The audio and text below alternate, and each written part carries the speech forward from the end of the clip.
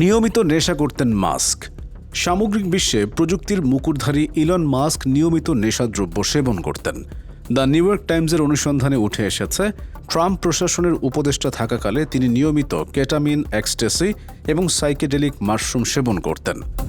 সঙ্গে থাকত প্রায় ২০ ধরনের ওষুধের একটি বাক্স। যুক্তরাষ্ট্রের সংবাদ মাধ্যম নিউ ইয়র্ক টাইমসের বিস্তারিত প্রতিবেদনে বলা হয়েছে, ডোনাল্ড ট্রাম্পের ঘনিষ্ঠ উপদেষ্টা হিসেবে দায়িত্ব পালনের সময় মাস্কের নেশা সংক্রান্ত অভ্যাস এমন মাত্রায় পৌঁছায় যে তা তার মূত্রথলির জটিলতার কারণ হয়ে দাঁড়ায়। চিকিৎসকের পরামর্শে হতাশা নিরাময়ে প্রতি ২ সপ্তাহে একবার কেটামিন সেবনের দাবিও করেন তিনি। অথচ সূত্রগুলো বলছে, প্রায় প্রতিদিনই ওই মাদক গ্রহণ করতেন মাস্ক। প্রকাশিত ছবিতে দেখা যায়, মাস্ক সর্বদা সঙ্গে রাখতেন ছোট্ট একটি ওষুধের বাক্স। ভেতরে ছিল অ্যাডেরোল সহ মোট ২০ রকমের ট্যাবলেট।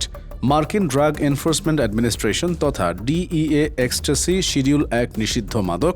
এর কোনো স্বীকৃত চিকিৎসাগত প্রয়োগ নেই এবং ফেডারেল কর্মচারীদের জন্য সম্পূর্ণভাবে তা নিষিদ্ধ। তা সত্ত্বেও মাস্ক বিশেষ সরকারি কর্মচারী হিসেবে চিহ্নিত ছিলেন।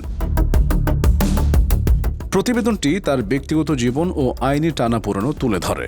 গায়িকা গ্রাইমসের সঙ্গে সন্তানের গোপনীয়তা ভঙ্গের মামলা, একাধিক সঙ্গীর সঙ্গে সম্পর্ক, সন্তানদের অভিভাবকত্ব সংক্রান্ত বিরোধ সব মিলিয়ে ব্যক্তিগত অস্থিরতা বাড়তে থাকে। দীর্ঘদিনের বন্ধু প্রখ্যাত নিউরোসায়েন্টিস্ট ফিলিপ লোয়ের ভাষায়, ইলন তার খারাপ আচরণের সীমা ক্রমাগত অতিক্রম করে চলেছে। সমালোচনার মাত্রা তুঙ্গে ওঠার পর গত ২৯শে মে হঠাৎ করেই ট্রাম্প প্রশাসনের দায়িত্ব ছাড়েন মাস্ক।